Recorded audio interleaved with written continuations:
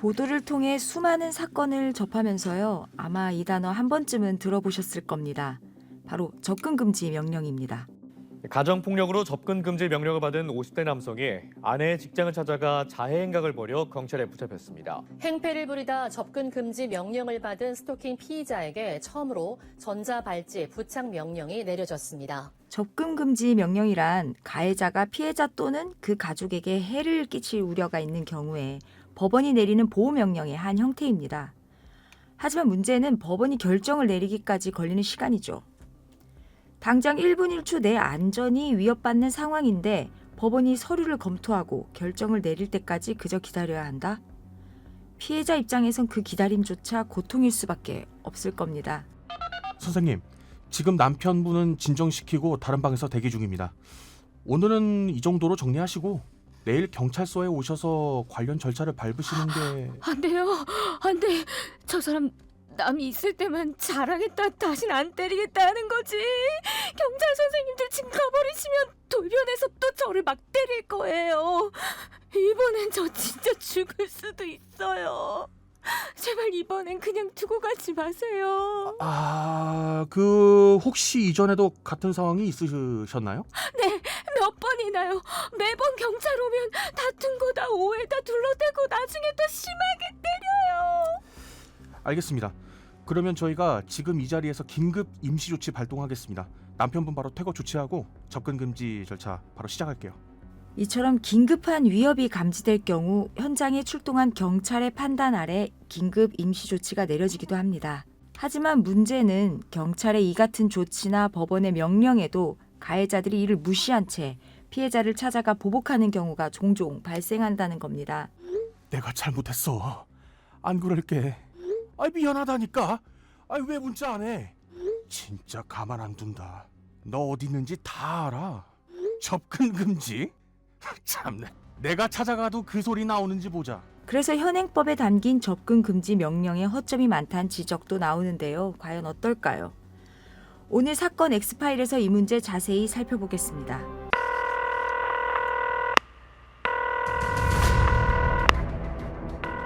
사건은 보이는 것보다 가까이 있다. 이원화 변호사의 사건 엑스파일. 안녕하세요. 사건 엑스파일 변호사 송영은입니다. 로엘 법무법인 노범래 변호사와 함께합니다. 변호사님 어서 오세요.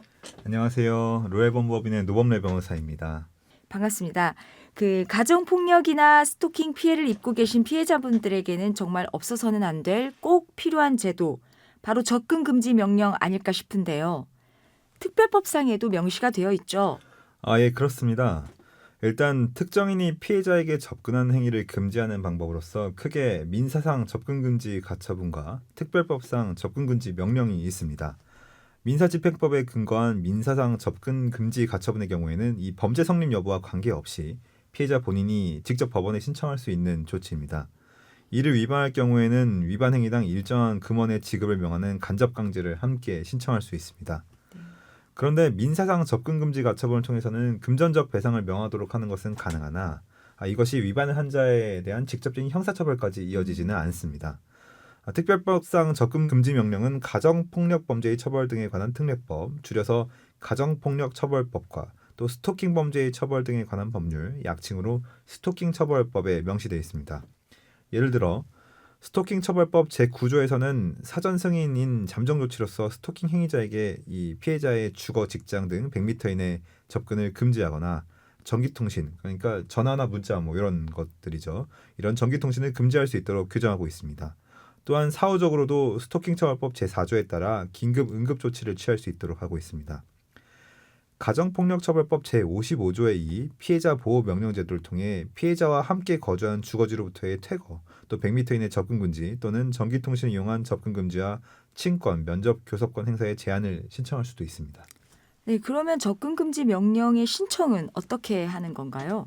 우선 스토킹 처벌법상 접근 금지 명령은 사법경찰관이나 검사가 법원에 신청 및 청구를 하게 되어 있어요. 피해자가 직접 법원에 가서 신청할 수는 없고 경찰서나 검찰청에 피해 사실을 알리고 요청을 해야 합니다. 그러면 수사기관이 사건을 검토해서 잠정 조치나 긴급 응급 조치를 법원에 신청을 하죠. 잠정 조치나 긴급 응급 조치는 100m 이내의 접근 금지, 또 피해자 및 가족 등에 대한 정기 통신을 통한 접근 금지를 할 수 있다는 점에서는 동일한데요. 특이하게도 잠정 조치와 관련해서는 위치 추적 전자장치를 부착할 수 있도록 되어 있고 또 유치장 또는 구치소 유치도 가능하다는 점 역시 주목할 만합니다. 예전에는 유죄 확정 판결이 난 뒤부터야 비로소 전자장치 부착이 가능했는데 2024년부터 개정된 스토킹 처벌법의 시행에 따라서 유죄 판결 전 스토킹 가해자에게도 위치 추적 전자장치를 부착할 수 있습니다. 반면에 가정폭력 처벌법에 따른 가정폭력 사건의 경우는 검사뿐만 아니라 피해자나 그 법정 대리인이 가정법원에 직접 보호명령을 신청할 수 있는 제도입니다. 이때에는 피해자가 가정법원에 보호명령 신청서를 제출을 하면은 법원이 신문을 거쳐 접근금지 명령을 내리게 됩니다. 앞서 말씀드린 것과 같이 피해자와 함께 거주하는 주거지로부터의 퇴거 등 격리, 또 100m 이내의 접근금지, 전기통신 이용한 접근금지, 친권행사의 제한, 또 면접교섭권 행사의 제한 등의 조치를 취할 수가 있습니다. 네, 그런데 변호사님도 잘 아시겠지만 법원의 결정이 내려지기까지 시간이 상당히 걸리지 않습니까? 상황에 따라서는 다르겠지만 보통은 어느 정도가 걸리죠? 네. 일단 말씀해 주신 대로 법원 결정까지는 일정 기간 시간이 소요되는 것이 사실입니다. 실제로 피해자분들께서 가장 불안해하시는 부분이 바로 그 공백 기간이에요. 네. 일반적으로 접근금지 명령은 수사기관이나 피해자의 신청이 접수된 이후 이틀에서 일주일 정도 이내에 결정이 되는 경우가 많습니다. 2022년도 경찰청 제출 자료에 의하면은 잠정조치 신청 소요 시간의 경우 경찰 신청에서 법원 결정까지 걸린 평균 시간은 2.5일이었습니다. 그리고 6일 이상 소요된 잠정조치 비율도 약 7.7%에 해당했는데요. 법원의 사후 승인을 받는 긴급 응급조치와 달리 잠정조치는 경찰 신청, 또 검찰 청구, 법원 결정이라는 세 단계를 거쳐야 해서 시간이 좀 더 걸린 것으로 생각이 듭니다.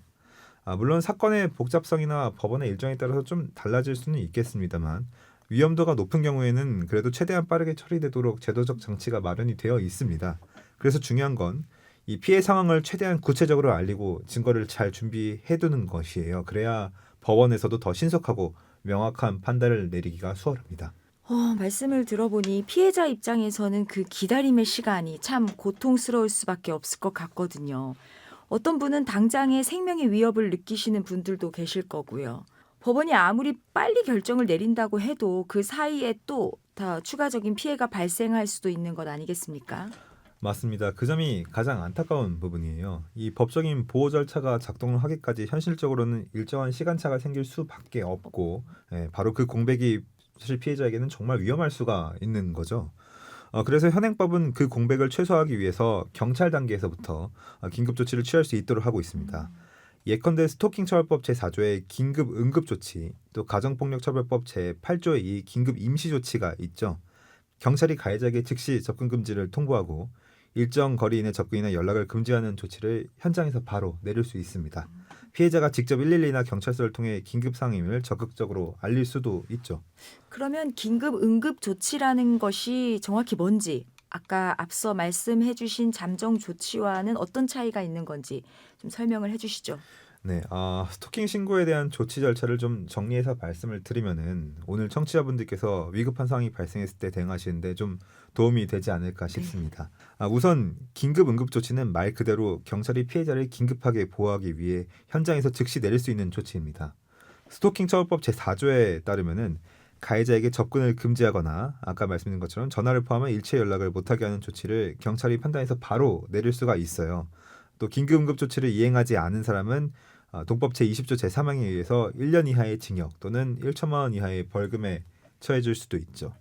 네. 반면에 잠정 조치는 법원이 내리는 조치입니다. 그래서 긴급 조치로 피해자를 우선 보호를 하고 그 사이에 잠정 조치로서 접근금지 명령 등의 이런 법원 결정으로 이어지는 구조라고 이해하시면 되겠습니다. 부디 이런 일들을 겪지 않으시기를 바랍니다만 일단 스토킹 행위가 발생해서 경찰에 신고를 하게 되시면은 응급 조치로서 경찰이 즉시 현장에 나와서 조치를 취하게 됩니다. 이 스토킹 행위자의 행위를 제지를 하고 또 향후 스토킹 행위를 중단하도록 하는 통보도 하고 행위자랑 피해자를 분리한 다음에 범죄 수사를 하게 되고요. 그리고 피해자에게는 아까 말씀드린 이 긴급 응급 조치와 잠정 조치에 대한 요청 절차를 안내를 하고 피해자가 동의한다면 보호시설로 안내하기도 합니다. 그런데 경찰관이 이 신고된 스토킹 행위와 관련해서 스토킹이 지속적으로 행해질 우려가 있고 또 예방을 위해서 긴급을 요하는 경우에는 직권으로 또는 스토킹 피해자의 요청에 의해 가지고 100m 이내의 접근 금지 또는 전화, 문자 등을 통한 이런 전기통신을 이용한 접근 금지를 취할 수가 있습니다.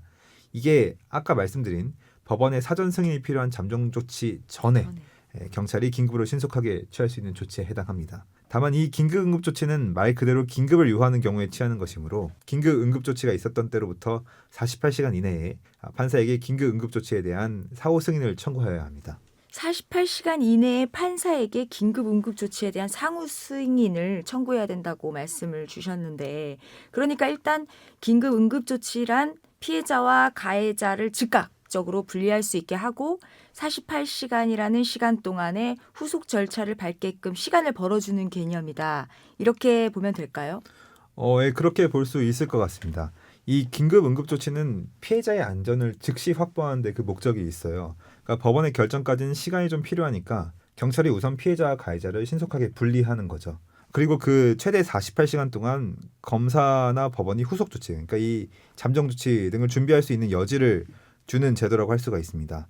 다만 이 긴급응급 조치의 사후 승인이 이루어졌을 경우에는 48시간을 넘어서 일단 최대 1개월까지도 접근금지 효력이 남아 있다고 보시면 됩니다. 그리고 만약 지방법원의 판사가 판단하기에 긴급 응급 조치가 적절하지 않은 상황이라고 한다면 사후 승인을 받지 못할 수도 있고요. 그 경우에는 긴급 조치는 취소되어야 하고 또 스토킹 행위자가 이러한 접근 금지를 위반한 경우에도 제재를 받지 않게 됩니다. 이런 적절한 긴급 조치는 피해자 보호에 상당히 중요하게 작용할 수가 있습니다. 그런데 더 큰 문제는요. 접근 금지 명령이나 긴급 임시 조치가 내려진 경우임에도 억하심정이 들어서 피해자를 찾아가서 해코지하는 사례들이 계속해서 나온다는 점 같거든요. 긴급 임시 조치마저도 사실상 무용지물인 경우가 많다는 지적이 나오거든요. 정말 그렇습니까? 뭐 어떤 측면에서 보자면은 그렇게 해석하실 여지도 있는 것 같습니다. 이 긴급 임시조치나 접근금지 명령이 내려져도 만약에 가해자가 벌금이나 징역 등의 형사처벌을 받게 될 것을 감수하고 피해자한테 접근한다면은 이를 물리적으로 막기는 현실적으로 좀 어려운 상황입니다. 당연히 뭐 피해자가 계속적인 위협과 불안에 시달리는 상황이 발생하겠죠. 네. 긴급 임시조치가 즉각적인 보호를 제공한다는 점에서는 매우 중요한 제도이지만 실질적으로 경찰관들이 사설 경호업체 마냥 24시간 붙어 있기에는 뭐 현실적으로 좀 한계도 있기 때문에 그러한 부분이 한계라고 볼 수가 있겠습니다. 이러한 경우에는 피해자 보호를 목적으로 하는 긴급 임시 조치나 긴급 응급 조치조차도 이 목적을 달성하기가 좀 어려워질 수 있다는 것이 문제라고 볼 수 있겠습니다. 네, 이게 결국 사람의 생명과도 직결된 문제이지 않습니까? 변호사님 의견 어떠세요? 어떤 법적 보완이 필요하다고 보십니까? 접근금지 명령 등을 포함한 조치들이 결국에 사람의 생명과 안전을 지키기 위한 제도인 만큼 현실적으로도 좀 실효성을 높이기 위한 법적 보완이 있어야 될 것 같은데요. 경찰이 피해자에게 스마트워치를 지급해가지고 문제 발생 시에는 경찰이 좀 신속하게 도착할 수 있도록 하고 또 요청한 지역의 순찰 횟수를 좀 강화하고 지능형 CCTV를 지급하는 정도의 예방 조치를 취하고 있습니다.